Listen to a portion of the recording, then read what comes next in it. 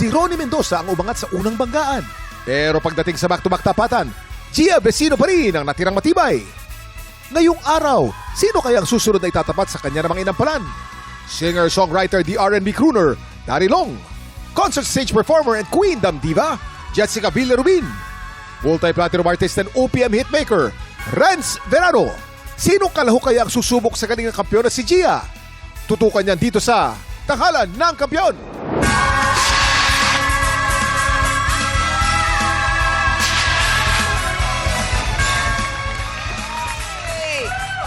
Yes! Naku, eto na nga pambato ng QC laban sa pambato ng Cavite. Sino kaya sa kanila ang hahamon sa ating kampiyon? Tutukan niyan dito sa Tanghalan ng Kampiyon!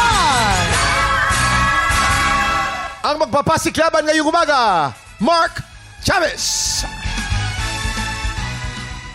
John King.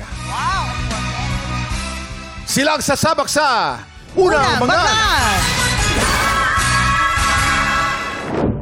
You can live every day, but you only die once. I'm a father of 3 kids, and yung panganay ko po is 6 years old, and yung sumunod sa kanila is twin. Sadly, one of the twins passed away last year. Kung mas mahirap sa akin, yes, mas mahirap sa partner ko na nawalan kami ng baby. Pag nagbe-breakdown siya, lagi ko na lang siyang kino-comfort. May purpose kaya nangyari sa akin yon. Kaya siguro binigyan ako ng ganong pagsubok ng ama. Mas lalo niyang patatagin yung pagkatao naming mag-asawa. Before, sobrang focus ako sa trabaho, sa goal ko, sa ambition ko. So nawawalan ako ng time sa kanila before. Pero ngayon, bumabawi ako sa kanila para bigyan sila ng time. Hi, ako po si Mark Chavez, 35 years old mula sa Quezon City. Mark Chavez! Hi, si Mark Chavez naman. Mark, dito tayo sa second Mark, floor. Kasi magkahit naman tayo. Anong tinatakbuhan mo? Ano ba tinatakbo mo? Konsilor? Hindi, alam mo ba, mamang si Mark is isang banda at ang pangalan ng banda niya ay Luhan. Luhan, yes, Bakit Luhan? Oo, ano yan? Actually, name po siya ng baby ko who passed away last year. Sorry. It's okay. Tapos okay naman yung banda niyo, kompleto na Yes, kayo. opo. Sige, Ito sige. na, ha? Ito na, alamin naman natin. Ayan, kumusta natin ang ating mga inampalan? Ayan na. Yung quality ng boses mo, masasabi ko bagay na bagay dun sa kanta na pinili mo. Napapansin ko na tuwing mag-a-adlib ka, yung mga kulot, yung mga riffs, mga runs, ito yung lagi kong sinasabi na pag gagawin mo yun, kailangan eksakto talaga. Hindi po pwede yung lalaruin mo lang yung tone, yung nota na yon, lalaruin mo lang yung skala na hindi mo ma-eksakto kasi yun ang kumbaga kalidad na dapat na magawa mo pag ganun yung type nung pagkakakanta mo. Sayang ang ganda nung boses mo para rito sa kantang ito. And all you have to do is practice it. Continuous practicing and listening dun sa ginagawa mo. Kasi dun mo lang malalaman kung tama o mali. Hi, Mark!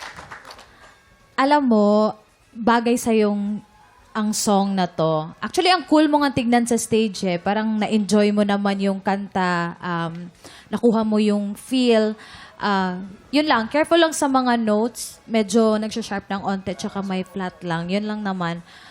Siguro naghahanap lang ako ng something or highlight na ginawa mo sana na tumatak.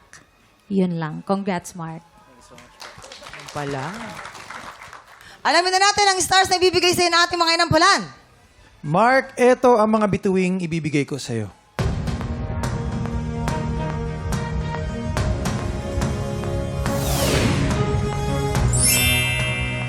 3 stars! Mark, ito ang stars ko for you.